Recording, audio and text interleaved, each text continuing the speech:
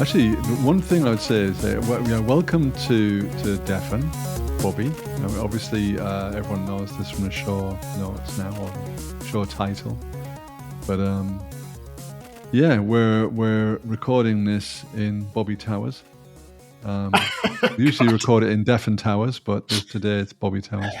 So I shouldn't actually make such jokes about your name, Bobbi. Yeah, tell me a little bit about yourself, Bobbi. Oh well. What's your name? Where you're coming from? You know, this is what there used to be. I'm inside the debugger. That's You're where inside I live the now. debugger. Is that why your camera isn't working?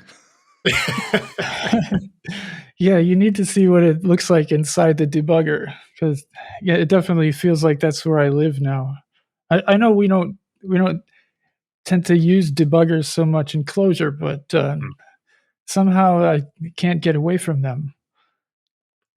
I'm a debugger user, actually. I've got maybe it's a shameful admission, but I'm a debugger user in IntelliJ. Yeah, but you also use cursive, so that is quite shameful. Sorry, Colin.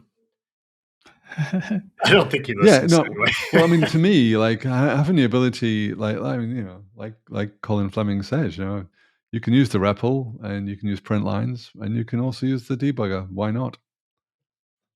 Have you used Flowstorm yet? No. Yeah, Flowstorm is great. But again, it's like a kind of like, what should we say? Like a video replay type thing, Yeah, it's pretty cool. So anyway, Bobbi, which debugger are you living inside? Out of curiosity, like is this Cider debugger or? It's Flowstorm, and also the browser debugger, because I'm developing JavaScript applications. Well, they're Clojure applications, but compiled to JavaScript, and so that means I get to use the browser debugger, which is cool.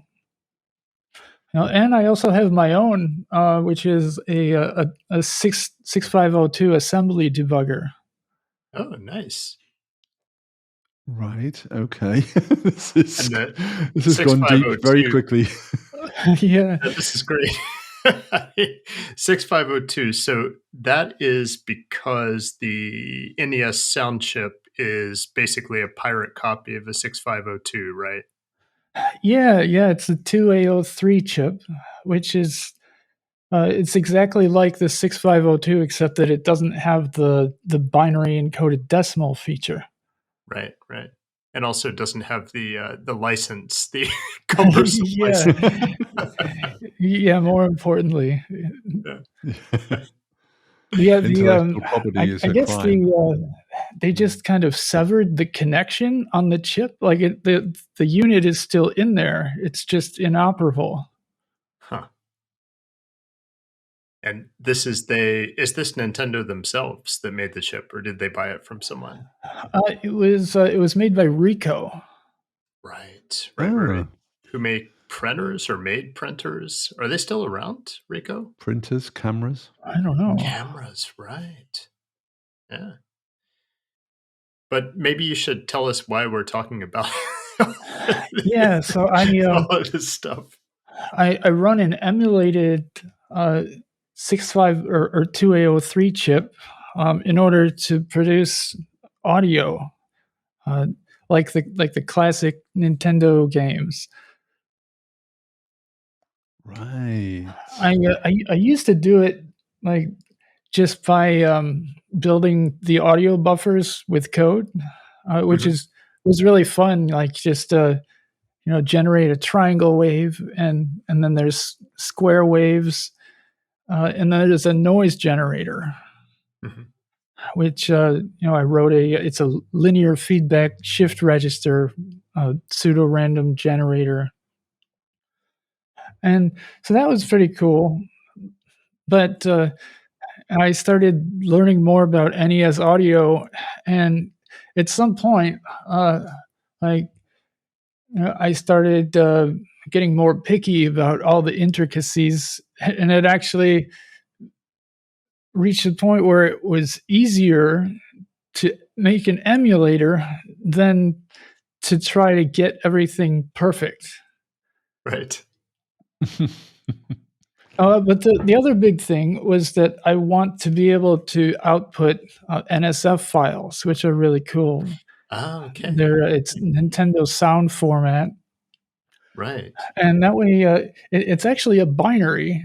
Mhm. It's not a music format like MIDI or music XML or anything. It's actually a program that runs on the machine. Right. Ah. Huh. And this was like a wild journey because I had this music program that was a Mario Paint clone, Hmm. which was really fun. I had the little jumping Mario, and you entered notes with the mouse. But then at some point, I thought, hey, this application is written in ClojureScript. Uh, what if I just like hacked my own program and just started writing, like scripting the editor by writing the song with closure functions? And it was this big turning point because I realized it was more fun than actually using the UI.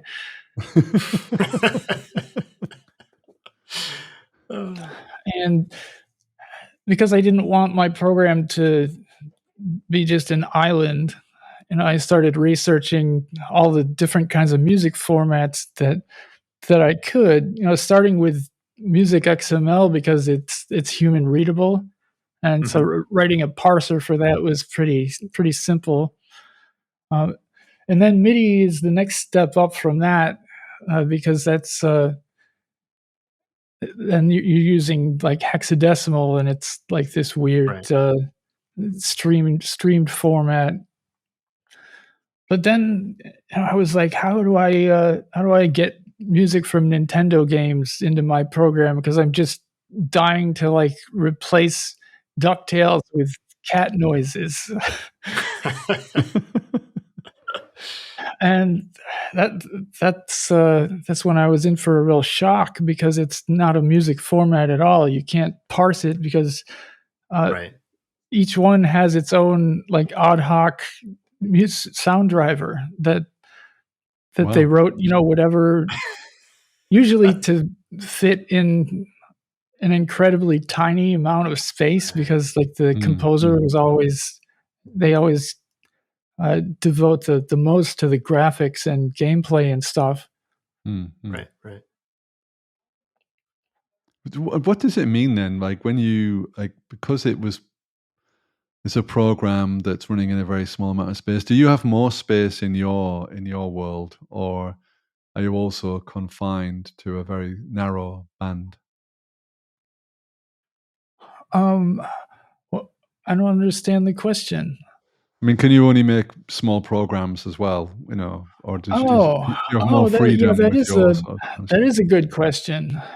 Well, if my sound driver was a little bit better, then technically there would still be a limitation because actually the chip can only address a certain number of so like you could have, I think, something like 256 samples Yeah. Right. It's because an each one 8-bit needs chip. Right. to but I mean that would be like completely ridiculous for a Nintendo song. I guess it wouldn't feel very authentic at that point either. Yeah, it's all about doing the most with the least. Yeah. Right. Yeah. Right. But yeah, I've had to do quite a bit of work to actually even be able to have a whole song in one binary Hmm. because well, it's about making the sound driver work as efficiently as possible. Like you have it's a bytecode format, so Mm, you have like one byte that tells the machine that it's a pitch, or another byte that says that it's a volume command or something like that. And so then you have certain optimizations, like if there's a note length that's less than 25 frames, then it doesn't need another bytecode for that. And so that saves a lot of space. Oh man, this is great. So then I actually wrote my own assembler, which was really that was a really good thing, because what I was having to do, I was building this assembly sound driver using like a 6502 assembler, and then I would have to go into a hex editor and then chop it into pieces, like find all of the subroutines, and then I would convert it to like JavaScript hex bytes, and then actually define the subroutines. So you can see this thing is just completely ridiculous. That it was, and then some of them need to have the pointers, like, so it would have to be a function that would take a pointer, and so every time I modified this driver, I would have to spend like 2 hours reintegrating it, and it was just this huge pain in the ass. So now I have my own assembler, so I can modify the driver and it just assembles it on the fly, and it's great. That is great. This is escalating. This is escalated a lot, from for debugging it, I would have to output an NSF file, which can then be opened in a Nintendo emulator. Right. I was going to ask you about that, actually. Yeah. Okay, cool. And then I would have to like regenerate the label file. Like, so you have a file that has all of the labels, because otherwise it's just a bunch of opcodes. You can't really tell. You'd have to have the source code open to the side to see where you actually are. And so I'd have to regenerate the label file every time. So adding my own debugger now is really great. And you wrote the debugger, or you just attached it to this Flowstorm thing? No, Flowstorm is a different thing. I use that for developing my closure interpreter, because I'm actually porting Borkdude's SCI to JavaScript. Okay. And so I've been. But isn't this kind of what? Okay. I'm assuming that's kind of what Cherry and Squint are meant for. Squint or Cherry, or Yeah. Well, that's interesting. Sometimes I wonder why I don't just use his stuff. More fun to write your own, I guess. Because it already works, and that's no fun. That's absolutely right. Yeah, it's boring. Comes pre-debugged. Actually, it's been really cool. Like, I found a couple of bugs in Squint, and he fixed them right away, which feels really great to and some optimizations. So I've indirectly made the compiler a little bit better. Definitely, nice. Yeah. I think anytime you use something, especially in this community, you use something, you're making it better to some extent by, proving that it does work, and then, giving feedback. So everyone appreciates that for sure. Indeed. So tell us a little bit about this. So just so we're clear about this. So you're making a music editor essentially for NES games, yeah, and you're doing it on the web. Yeah, it runs in the browser, and my biggest user base is actually blind composers. Which it turns out there's more of them than I could have ever imagined. And there's big community on Mastodon, and turns out that they really needed something like this because it's text based. Otherwise, like the So they applications can be are read out. Yeah. generally not so accessible. You're either Mm. like writing the music in like a spreadsheet like interface, Mm. or like a point and click piano roll type thing. Okay, so what does yours? I mean, since we're this is great because it's a podcast medium. So what does it Yeah. what does it look like in terms of sound?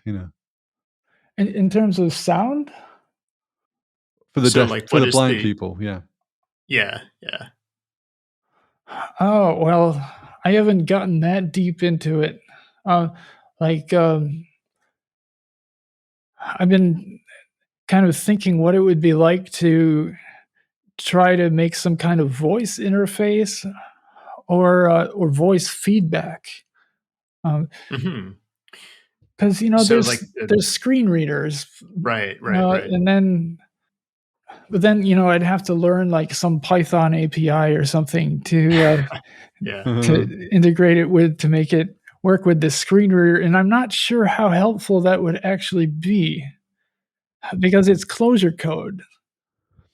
So basically, the blind community, they write closure code. Is that right? Yeah. Oh, okay. And they're so like it's fun that they're so into it that they will learn closure to use your editor. Yeah, well, there's MML is like the biggest one, Hmm. and which is more like a DSL, I guess. It takes it basically creates a syntax that encapsulates the rules of Western music theory. Okay. So it's like you're writing music notation, but in code. But my approach is like totally different because like I give you a whole programming language, and so there's no prescribed syntax. Like I provide like a tutorial and a bunch of example tunes, but Mhm. somebody could end up doing it some way that I never thought of. Mhm. Like, Mhm. or just write it like as a data structure. You could always do that because it actually the the input to the compiler is actually just a map, and each note is is uh, is a map in a sequence. Right, it makes sense. Yeah. And so everything that you're doing with the closure is just to make it so that you can write it more concisely. Mhm. Yeah, this is like reminds me of something we were talking to Nathan about, right? Where he was talking about how programmers were so quick to constrain our imagination by creating some DSL. Whereas if you kind of Yeah. stick with the programming language, especially Lisp, since you can mold it, you Hmm. have this world of possibilities that is still open to you. So it sounds like that's kind of what you did then. Yeah, So no it DSLs, just have closure. yeah, it's really cool. I think it's great.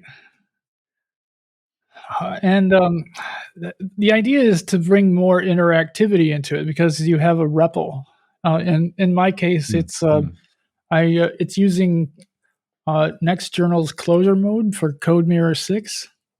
Okay. Hmm. And uh, while I was while I was working for Exorcism, I wrote a plugin that provided inline evaluation. Uh, we never actually launched it, but that was actually responsible for kind of kicking all of this in motion because then I had this editor plugin that was really nice, and that's what got me started working on the closure interpreter.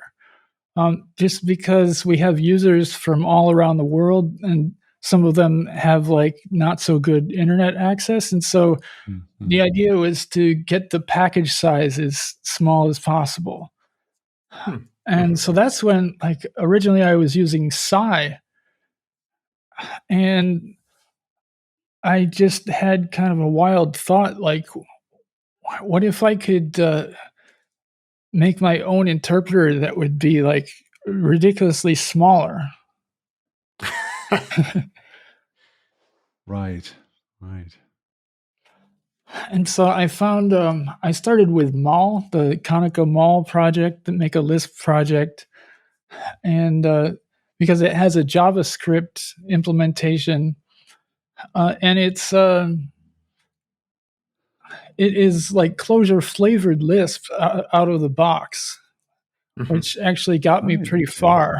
You know, I Yeah. just within like a few months, I got it to the point where I could run like start feeding it actually like functions from Clojure Core, which was like a big Wow. milestone. Like Yeah, that's amazing. Yeah. like even stuff like destructuring works. Out of the box, or you had to? No, I had Okay. to. Okay. I Yeah. had to figure out that destructure function. Mm. I still haven't gotten 4 working, which is actually what is in the debugger right now. Okay. That's how you do the loops. Well, I actually don't use it for anything. The Clojure that I write is like remarkably like I almost feel like kind of embarrassed about it because I just found a really nice like happy path because I don't write code for a day job or anything, so you know I get to throw a lot of stuff out of the window. I don't even need like polymorphism or namespaces because I'm not writing applications. They're just music programs. So you can use a subset just that matches Yeah. your needs. Yeah. Yeah, so I actually don't even use 4 for anything, but I'm trying to, at this point, now that I've got like decent performance, well, that came from just over this past month. I started thinking, how could I make this thing faster? Because the Make a Lisp project is it's made to be like for learning how to make a Lisp. Right. So it's just a basic tree walk interpreter. It has tail call optimization, which is good. Oh, wow. Yeah. But Which still, Clojure like does not. if I tell it to do a loop of like even just 100,000 iterations, and Bork Dude made a test form. It's a loop recur with 2 function calls and a conditional, and his does it in something like half a second for 10 million iterations. This one would just blow up after a few thousand. You see, it starts exponentially slowing down because apparently there's like some memory leak somewhere. But so yeah, this has been quite the journey, like trying to understand Psi by going through with the Flowstorm debugger, and yeah, I managed to get it working, and it's actually even a little bit faster for the test, which is I might have an advantage because I'm just writing it in JavaScript. Right. But it's pretty amazing that it works because it's still using the old Mall interpreter because it has to bootstrap from something like Psi. Psi like uses Clojure, I guess, like it has a limited subset that's available in the Graal VM.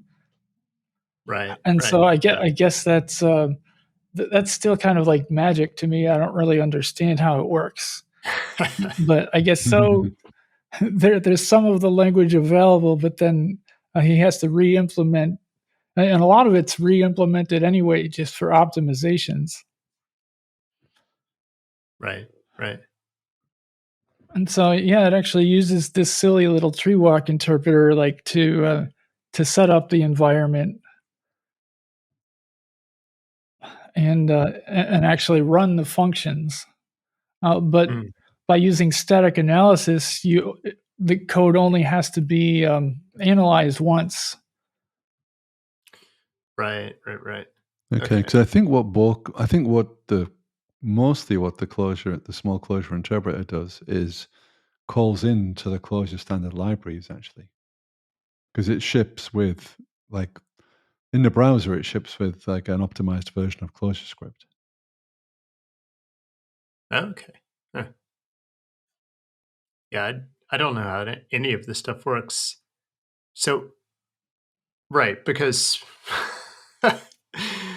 and so Babashka has Psi inside it. So it uses Graal to provide some Java classes, which then has some subset of Clojure core, which then Psi is built on top of. Is that how it works? Well, Psi started as part of Babashka, the Right, right. interpreter part, and then uh, at some point it was a useful thing on its own, and so it grew its own wings and became a submodule.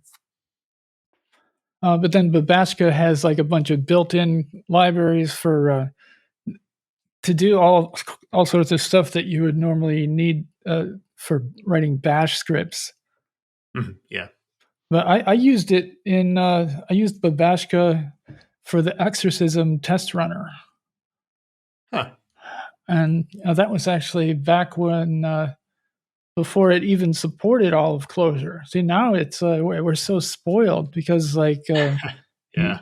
he's gotten it so nice that it has like protocols and everything. So I'm thinking here. There's so many interesting things you said, and I want to talk about all of them. But maybe we should pop a bunch of stack frames and talk about like how you got started with this whole closure journey. You know what in the world got you into this weird language, and then got you doing all these other weird and wonderful things on top of this weird language. So like I was messing around with Python a bit, and I didn't get very far. It was like I had a little program that would help me optimize my item production in playing because I was playing SimCity, and so it was like I realize now that I could have just used a spreadsheet. Um, but what's the fun in using something that already works? Um, but I was reading SICP was the main Yeah. thing, and so I was like, wow, this Lisp language looks really cool. And then I found out about Clojure actually listening to a podcast with Eric Normand. It was the Programming Yeah. Throwdown podcast. It was the first time I heard about it. Yeah, we'll have to drop that in the show notes. But okay, not going to let you off the hook that easy. You said you were reading structure and interpretation of computer programs. Like why? Like, is that just two Why? hand You know, or? I don't remember. You know, I remember actually I was just reading a random Stack Overflow thread, Okay. and some user said that it was like the Bible of computer programming. And so I said, okay, I'll download that. And so then I was traveling. I was actually hitchhiking across the country, and I had it on my e-reader. And I was learning Lisp like by like sitting out on the sidewalk, like copying it into my notebook. this is great. So you basically reinvented the little schemer from first principles, I think. Yeah, one time I had all of this. I had all of these notes, and while I was sleeping, it started raining, and the whole page just got all washed out, and I had to write that page again. Life on the road. And so, yeah, when I heard about Clojure, it was like, oh, this is interesting. I found a copy of Joya Clojure at the San Jose Public Library and started reading Shout that. out to libraries. Yeah. Yeah. Love libraries. And yeah, I wasn't I wasn't thrilled about it being on the JVM, but I basically just kind of ignored it. And then I didn't touch Clojure script like for a while.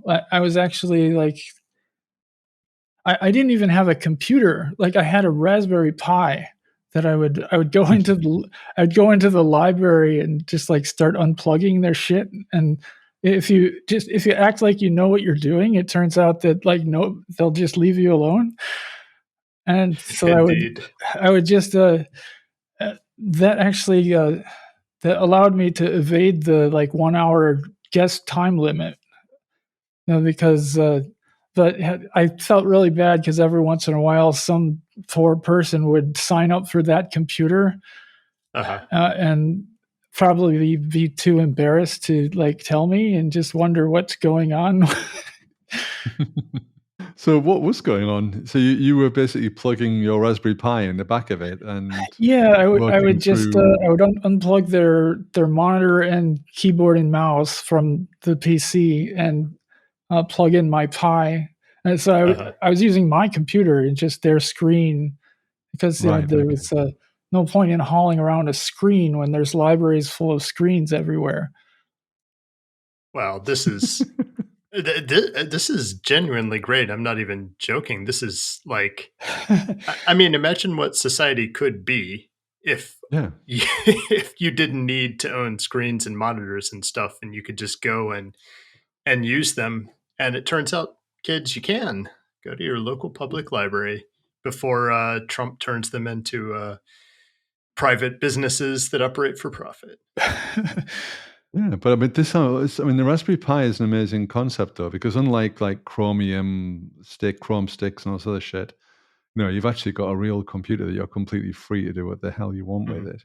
So this is really amazing, Bobby. So this is the ultimate portable computer, essentially. I'd never really thought of the Raspberry Pi as a portable computer, but Did you have it in a little box, or was it like raw in its raw state? Just this is not really that important, but I thought it was interesting. At that point, I might not have even had a case for it. Right, yeah. Wow. So just literally the board. Yeah. Wow. Yeah, the only time like any of the staff would, as I can recall, ever said anything would be like, "Hey, that's really cool." Well, they weren't wrong. Yeah, no. Game recognized game, as they say. Yeah. So, and that was what you were doing for learning Clojure or ClojureScript? Yeah, that was my main computer for like at least a couple of years. Wow. Okay. Even after I had a screen. But yeah, so don't start showing off, So I pretty much I didn't start like using browsers or making web apps until eventually I got a laptop. And then I didn't want to start like learning like ClojureScript. Like that was still just like really dirty. But then as soon as I made my first web app, I was just kind of like, wow, this is kind of amazing. Like I can like make something and like put it on GitHub pages because Microsoft hadn't bought them yet, and anyone can just run my application. And so, I've never gone back since then, and so I'm still just coding for the web. Yeah, it's amazing like how I mean the browser is more or less like it is a computer these days, right? Like it's almost a virtual machine and it's yeah. I had the same, for me it's Skittle, but it's exactly the same reason there. I just put some files and for me it's S3, right? I put some files in S3, they appear on a web page and anybody can use them. I just love it. No ceremony. Yeah. So, yeah, where did we leave off in this wonderful swashbuckling tale? So, at some point, you said you worked for Exorcism. Yeah. Yeah, I was a student for a while, and then I finished the closure track, and they said, how about if you think about becoming a mentor? And so I Uh-huh. was like, what, really? Like I could do that? And that was quite an experience because I was just learning closure. But I figured, what the hell? I signed up, and I realized that these some of these students are like seasoned programmers, but they like it teaches all sorts of different languages, and so people like Mhm. we like, oh, I'll try closure, and then they're doing silly stuff like putting a def inside a defen. Right, right. And Right. so it was like I found that I could like pick the low hanging fruit there, uh, and and other times I would end up learning a lot because I would uh, find someone's solution Mhm. and then start picking that apart and figure out what's wrong with it or whatever. And so I would learn stuff that way, and it was really cool.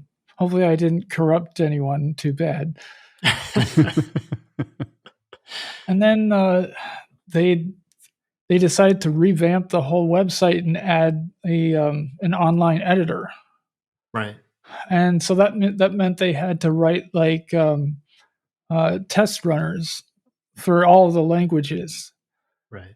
And so somehow I ended up being the tooling author, uh, and um, and also they wanted to write like syllabi for each of the language tracks so that it would, because at that point it was actually just kind of a random collection of exercises from Mhm. around the web, but they wanted to make more of a curriculum like Right. that would teach in more of a logical progression. Right. Have a plan. Yeah.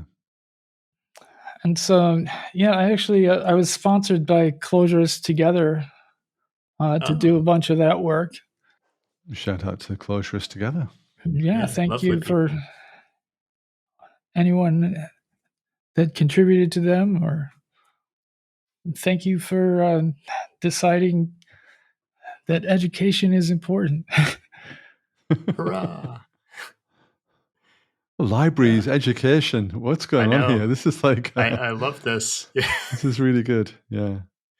Yeah. Well, we're in Europe, Ray. We have an excuse for being socialists, but this I don't know, Bobby, you're in the US, right? So that's frowned upon, I think. Oh yeah, yeah, we're taught from an early age that like that's like the devil. Exactly.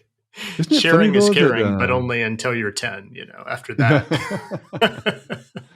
But isn't it funny that I think all of the sort of the industrial age billionaires, the equivalents of those people like Carnegie and and co, they all like gave money towards museums and libraries and research, whereas it seems like the opposite is true now. Like the common good was the previous bunch of bloodsuckers were in the end gave it out to the common good, but it feels like it's being destroyed now.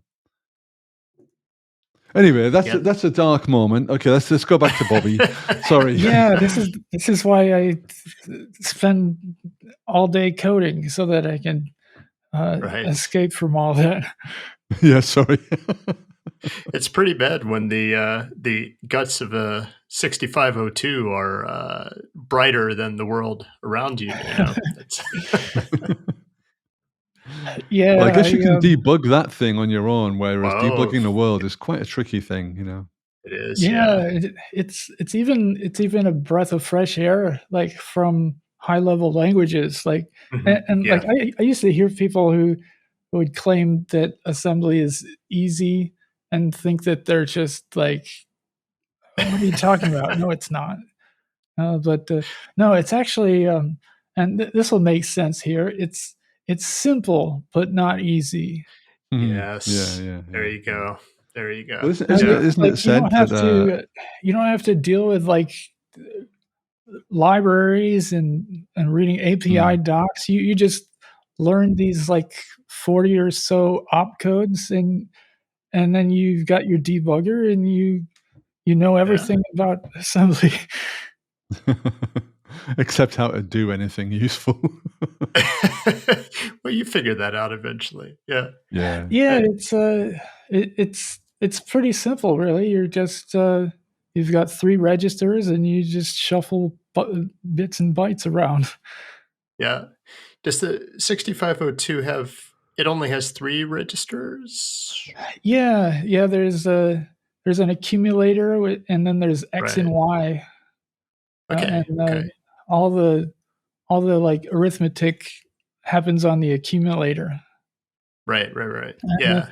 my assembly is, like, a lot like my closure. It's like I'm doing everything in dummy mode, and, so it's, which made, it made writing an assembler, like, really. I got to cut a lot of corners because I only use, Yeah. like, the most basic opcodes.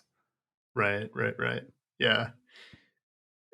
So I'm actually doing the, NAND to Tetris, course right now. I don't know Oh, if you've heard of this one, but, yeah, that's really cool. yeah. Yeah. So I think, Ray, I also told you about it, but I can tell the Mm, listeners real quick. So this is a Coursera course, and the it's a two-parter, and then the first part they give you a NAND gate, so that's the not and logical gate. And starting with the NAND gate, you have to build all of the other gates like and or XOR, you know, all of these things. And then you gradually build up to, you know, you build half adders and full adders, and then eventually like a CPU and memory and all of this stuff. And so I think that's the first half of the course. You build this full computer that runs in an emulator. And mm. then the second half of the course, you build the operating system. And on top of that, you finally implement Tetris, the game. So I did the first part of it like a few years back, and I was craving something exciting in my life, so I decided to redo that because I never got around to taking the second part. So this is the perfect time to talk to you about assembler because I'm knee deep in implementing it right now. Oh, wow. But anyway, sorry. Back to you. I got too excited by this talk of, you know, 3 register chips because that's the one you build is also in that course is also a 3 register chip, and then you have ROM and stuff, of course. Yeah. But where were we before that little We were we diversion? were Or Ray, we were you looking had at a libraries and exorcism, and then, you know, right. now you've, so now you're writing the the sound, the sound la the not the sound language. Well, it is a sound language, yes. Um, so what does that, like, look like from an implementation perspective for me? Um, well, the compiler actually outputs JSON, Right. interestingly. So, like, you create the music data structure however you want using Clojure code, as long as it ends up, it's a sequence of maps, and Mhm. each map is a music pattern, and so that way you can repeat patterns, and uh, it's intelligent, and no, I hate to use the word intelligent. We Yeah, we'll get onto it, that later. it knows how to, it'll deduplicate them for you, so you can repeat music patterns, and it will appear in the ROM only once. Okay. And so each pattern is also a map. Wait, you know that it's the pattern is a sequence of maps. Well, each hold on, I'm getting confused about my own system. The map has keys for each of the music channels that are available, and each of those is a sequence of maps. Each one of Right. those maps is a note or other command, and that the other commands are things like volume changes, volume envelopes. Uh, you've got automatic arpeggios, so you can Oh, really? put like a sequence of notes, and it will repeat that sequence. Okay. Is that And actually implemented in the silicon itself, in the chip, or emulated silicon? it's a common feature of like a music driver. Yeah, Oh, okay. So it'll it's the usually. I didn't have it for a while, and I would actually have to do arpeggios by just spamming one frame notes. So uh, it works at a frame of audio is 60 frames a second, right. and so but that will eat through your data really fast. Mhm. And so that's where a lot of the optimizations came in. Like, so by making an arpeggio subroutine that you can call with an opcode, and then uh, the compiler that is in the JavaScript program will emit that, and that way you turned like 1,000 notes into just one, or 3 notes or whatever. So just so I understand this, Bobby. So is the what's the actual sound engine underneath it all? Is it something in the browser, or is it browser specific or cross platform?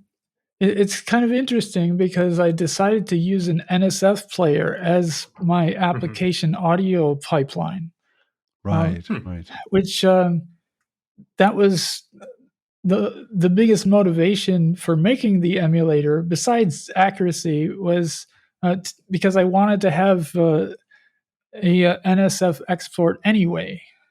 Mhm. Yeah, yeah. Means it would have been potentially more confusing to have to figure out how to go from whatever internal format I'm using and Mm, mm, to create an NSF out of that.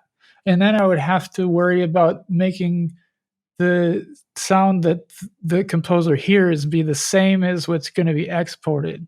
And a lot of chiptune programs work like that. Actually, probably most of them do. Will have a parallel implementation that they have to then keep in line with the audio export, and there'll be all sorts of little idiosyncrasies. But so I don't have to deal with that because the audio engine is actually an NSF player.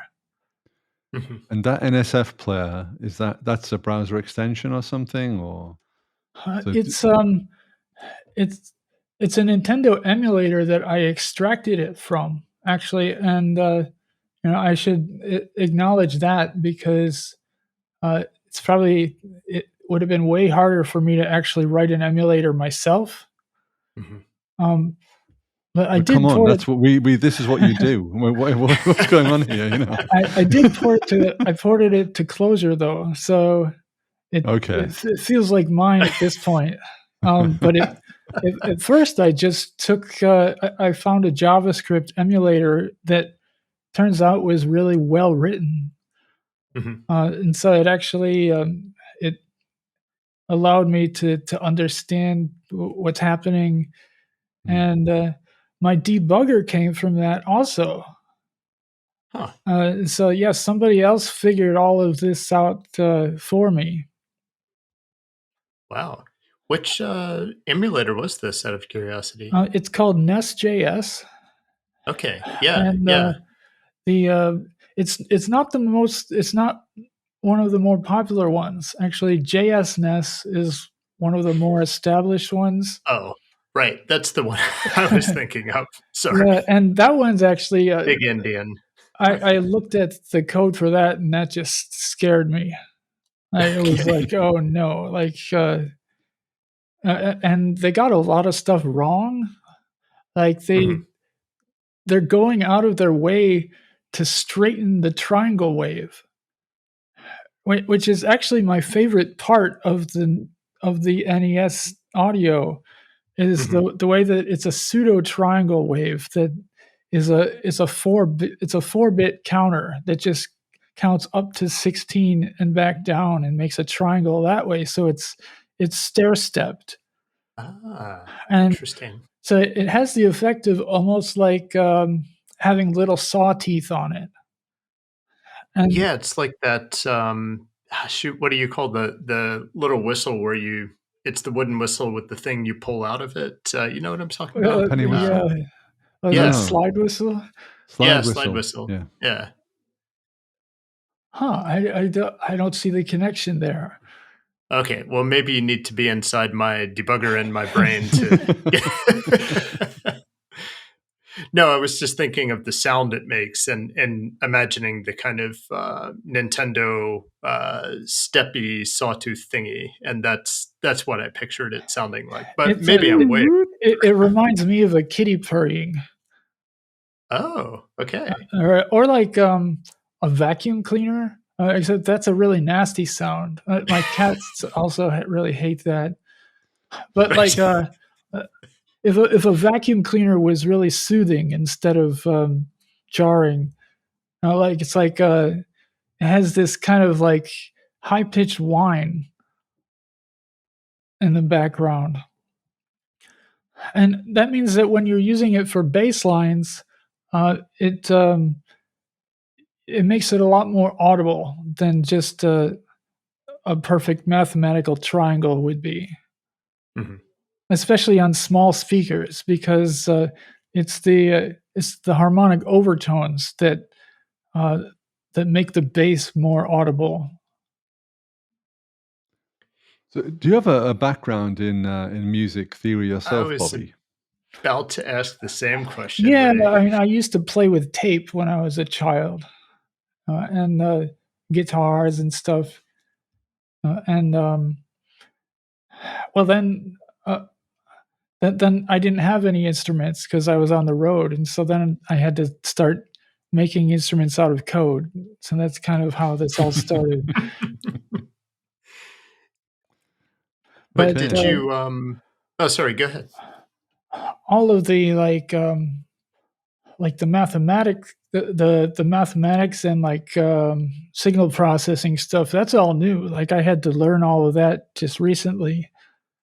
Mhm. Right, right, right.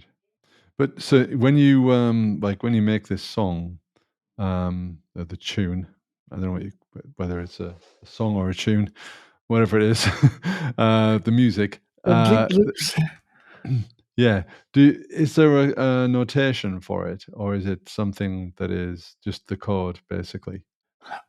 Well, basically, like I was saying before, the notation can be however you want.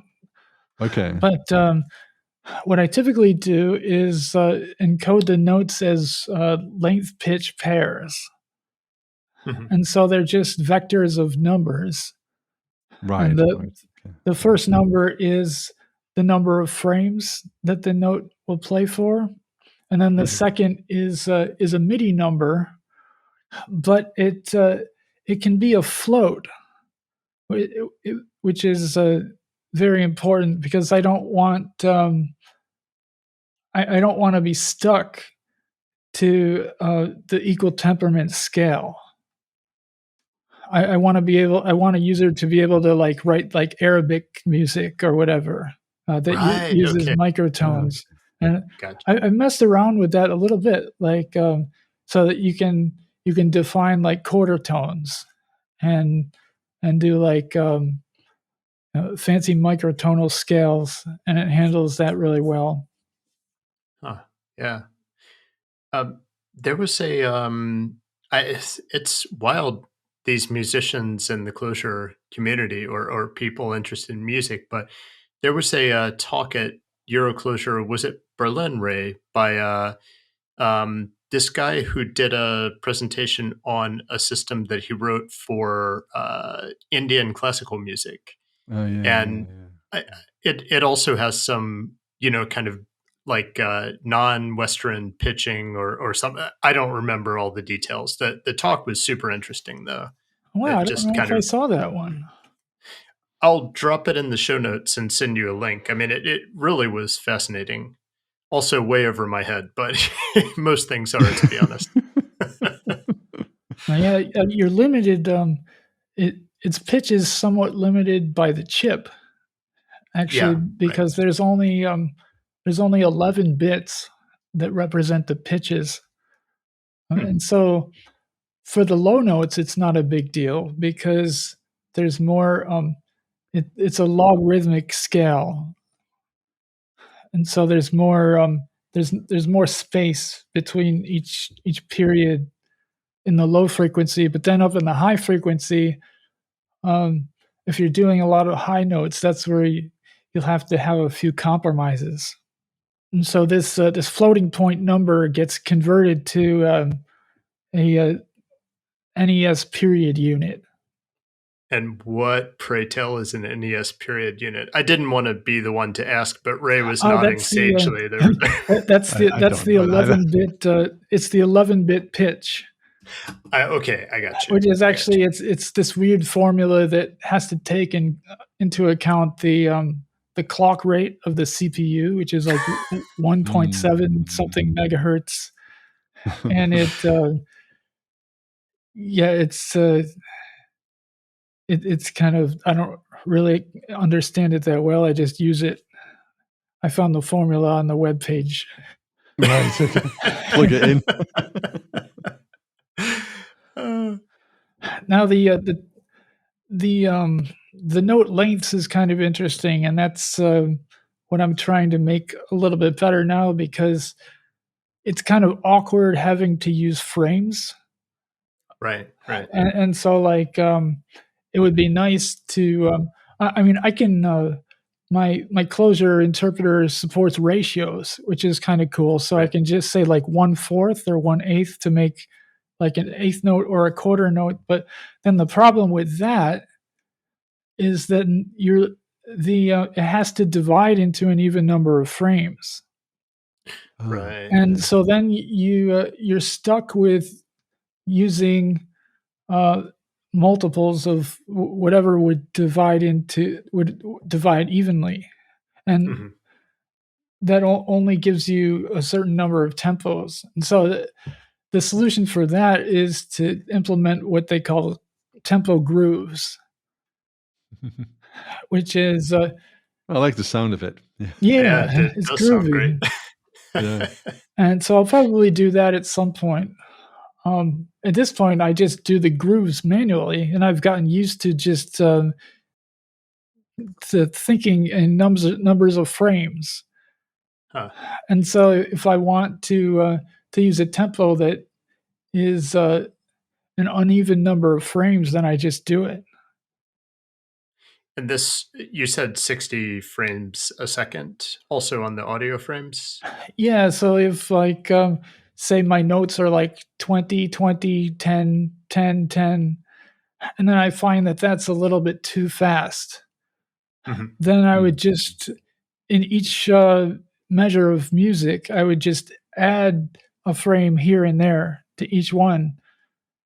And it's like imperceptible when it's just kind of peppered in there. Right. But then you do that evenly, and automating that is like it's going to be quite a project, because you have to make it so that it adds these frames where nothing is happening. Right. So like you would make because you don't want to if a note is just 1 frame long, you obviously don't want to mess with that. Right. And if there's just 1 frame of silence between the notes, you want to leave that too. Mhm. And so it'll be like the heuristic isn't obvious then.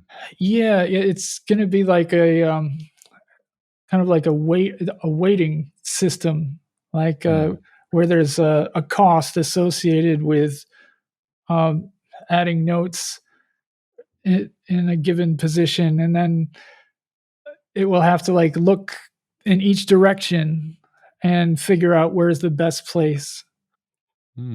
So you're going to have to break open your copies of Knuth for that one, right? The Art of Computer Programming or whatever. Oh yeah, I started reading that when I had COVID because I was stuck without internet access out in the country, and so that was pretty interesting. I like the sorting volume. I think that one's my favorite with all the sorting algorithms. Yeah, I know that. I think in my CS 101 class, we actually did a LARPing of the sorting algorithms. So we did, like 3 or 4 of the sorting algorithms, like with the people in class. Like everybody had to stand up and sort themselves according to various algorithms. It was fun. That's cool. Yeah. And we were like 19 at the time too. It felt like being in kindergarten, but in a good way. I bet bubble sort was really fun. Indeed. Oh, what Quick about sort what's that one called? Is it BOGO sort, where it just does it randomly? Random sort, yeah. Until it is maybe eventually sorted. But it's kind of impressive that you read Knuth while you had COVID. I mean, I thought. I mean, during a lockdown makes sense, but while you had COVID, that's well, this was like reading the way that a child plays with their food. Right. Okay. Picking at it. Like I would convert it to text, which was actually kind of a problem. There was one of them that no matter what I tried, I could not convert this PDF to text. I know they must be doing some sorcery to make it impossible. But then I would, because I wanted my computer to be able to read it to me. Ah, okay. Right. Because I was like in bed. An audiobook, yeah. And so, but then like that meant that I had to like make it so that the screen reader would not choke on the code and the math formulas. So, so I was actually like figuring out how to transcribe the math formulas into English language. And that was really interesting. So like if you have like like a sum, like so it'd be like this is like a for loop. And describing code with I thought how it would be interesting to how do do they have code screen readers? Like, is that a thing? They must do, right? I mean, I had a colleague who was her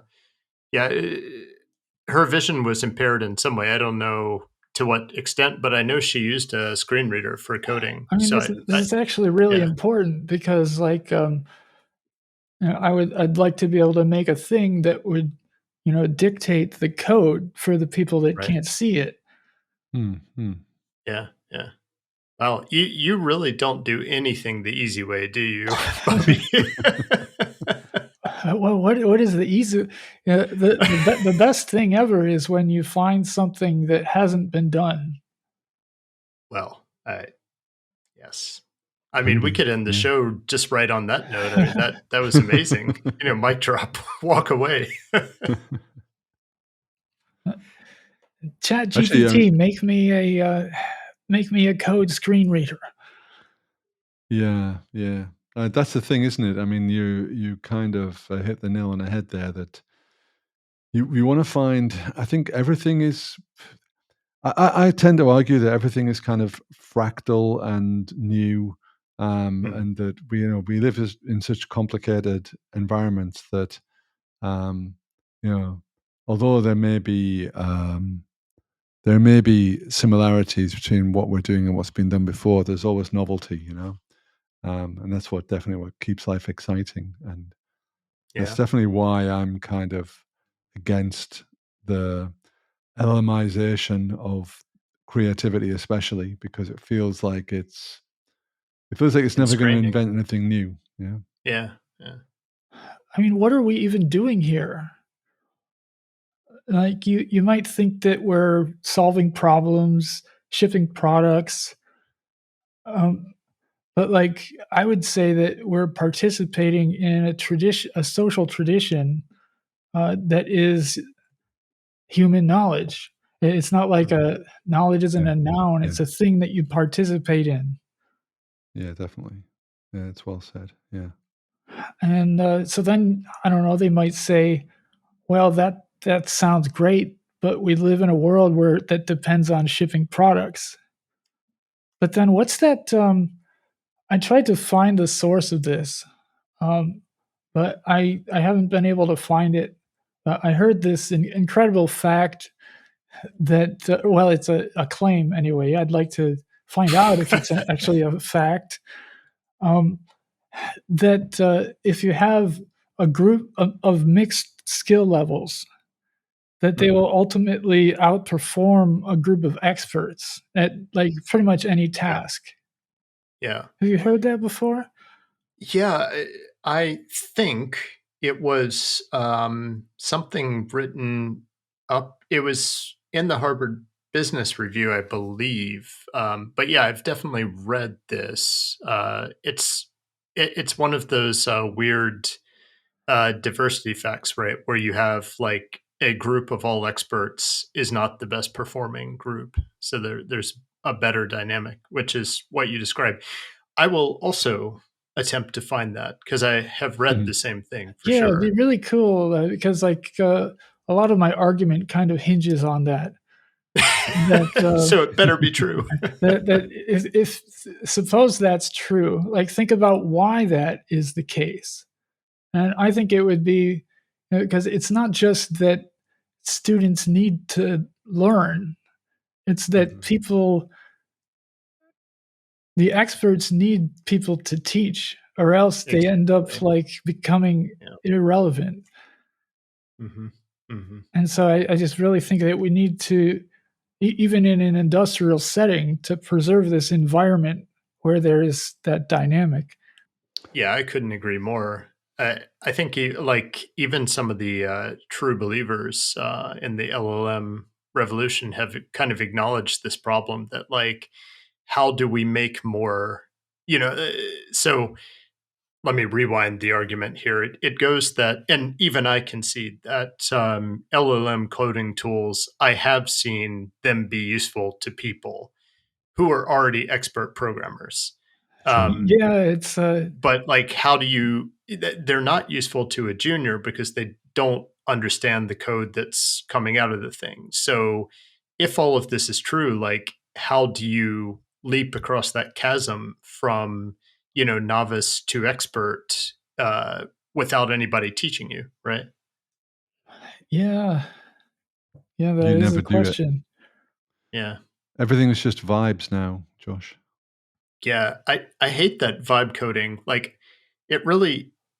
I'm not kidding when I say that I read some of these blog posts and I just want to like go and cry or something. It just makes me so sad that this is what it's come to. Because I mean, Bobby, when you tell your story about messing around with all this hardware, like I just think back to, how I learned programming. And it was just this amazing, voyage of discovery and reading these magazines. I was reading Apple hobbyist magazines, and people like just normal users like me would write in, a letter to share a program that they had written, and it, I felt this connection, before the internet was in my house anyway, and it just like all of this feels so like empty, you know? If we replace everybody with robots, like where are those connections anymore? I think my even bigger long-term fear is like the displacement of other tools that we could be building that Hmm. Hmm. I just wonder if we're taking a shortcut.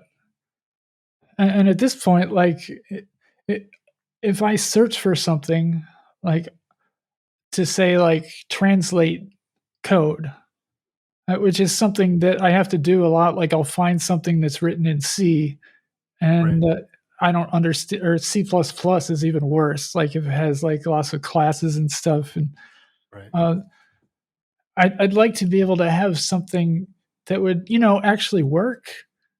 That would, and yeah, Yeah. I'm sure, yeah, they're getting so much better, but now when I search for that, all I get is AI stuff. Hmm. And it's like I actually want that efficient and deterministic, like, transpiler that Right. now there's like no incentive for anyone to make, because they'll say, Right. well, Right. we already have that. Kind of. This is the thing that's really, I think, is super concerning as well, is that you end up with this assumption somewhere. There's an assumption somewhere in the world that that we know what we're doing with computers. That what we've got. That what well, I'm not even joking. I mean, it's funny, but it's it's like we know what we're doing with computers, and what we've got so far is essentially good enough to keep us going for the rest of time. Yeah. Um, because these things aren't going to make it any better. Um, that's for sure. They might make it more productive. They might make it quicker. They might make it, and you can imagine for certain languages that would definitely be the case. That they can just take a whole bunch of boilerplate from Java and just like spew it in, Sure. even if you discount, because we already have these coding tools that would help us even before that, you know. Yeah. So Exactly. well, someone can imagine that the verbosity thing can be reduced. Um, but like we're all saying here, I think, is that the learning and the ability to see different things from different disciplines and from different parts of your experience, that's what really makes it that's what makes it creative and not just a result of a prompt. Exactly. I mean, the way we learn in school, well, okay, sorry. Maybe that's a bad example, but I was going to say like it's kind of the difference between a kind of traditional education where somebody explains a thing to you and you build up Mm. this mental model, like contrasted with just cramming for a test, right? Where all you're doing is Yeah. like Mm-hmm. here you have the answers, you've memorized them and you're going to regurgitate them. But like, again, you haven't gone on that journey. So as soon Yeah. as you've regurgitated these onto the test, that knowledge is just gone. So, that I think there's something to be said for like, going back to your chip tuning stuff, like doing this stuff from almost first principles, even if it's just once, it's such an amazing learning experience because you make the connections between these steps. And so the computer is no longer this black magic thing that we think of it as, but like you can be like, well, actually, I do kind of know how every single layer in this thing works. Like, could I build this myself in my lifetime? Absolutely not. But in theory, I know how all this works. Yeah, it would be nice to build a Lisp machine if we were going to do something like that. Right? Mm. It would be. Yeah. Anyway, before we get too bleak on the LLMs, is there anything else, Bobby, that we should talk about? Because we spent a long time on this masterwork, this Magnum opus, music, I think. this NES music stuff. Um, are there other things that you want to discuss at this point? I'm pretty happy with this, actually. Like, Yeah. because of like the all sorts of crazy things that has been my life. Like, sometimes I'll go on a podcast and we'll end up just talking about like my hitchhiking stories. which is We'll like have you back on for that. which is like really fun. There's lots of stories there, but then like at the end, it usually goes by so fast, and it's like, but wait, we didn't talk about anything that I wanted to. But this was great. You know, we hit about all the stuff that that I'm passionate about. Well, that's Amazing. wonderful. That's really wonderful. Yeah. Well, we really appreciate it, Bobbi, and I think like Josh says, doing things from scratch is amazing, and obviously you've done something phenomenal. Maybe we should we'll definitely link to some of the projects, and you can maybe pick out a few tunes that you recommend from the catalog or whatever, or you tell us a few sort of bits and pieces that you'd like to link to as well.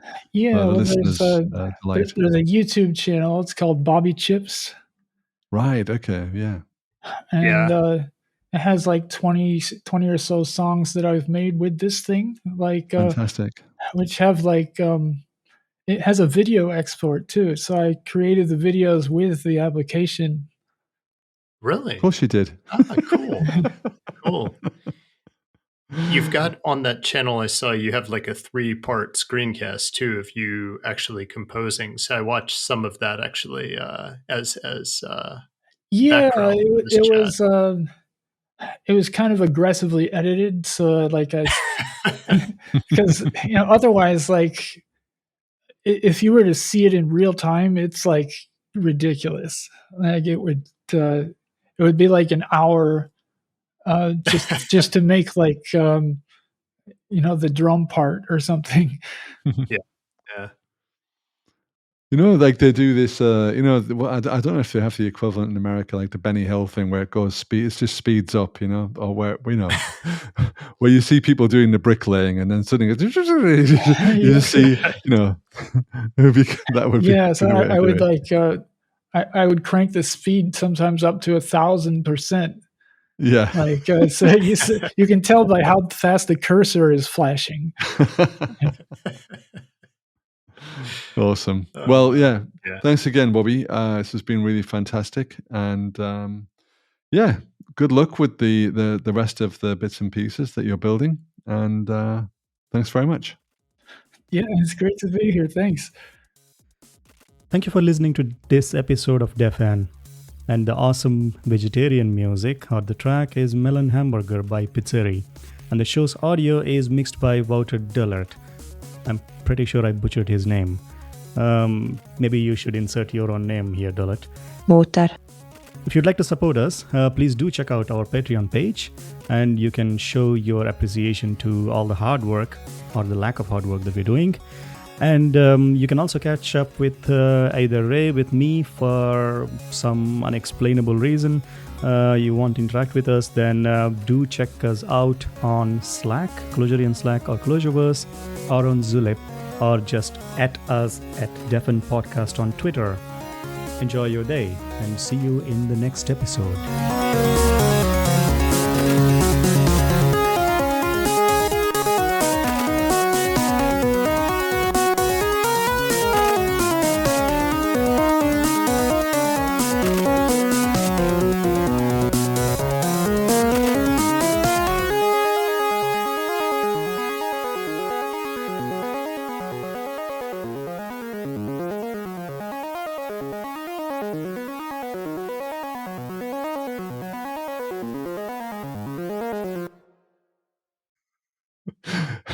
If you don't have a closure story, I'm not coming to your party.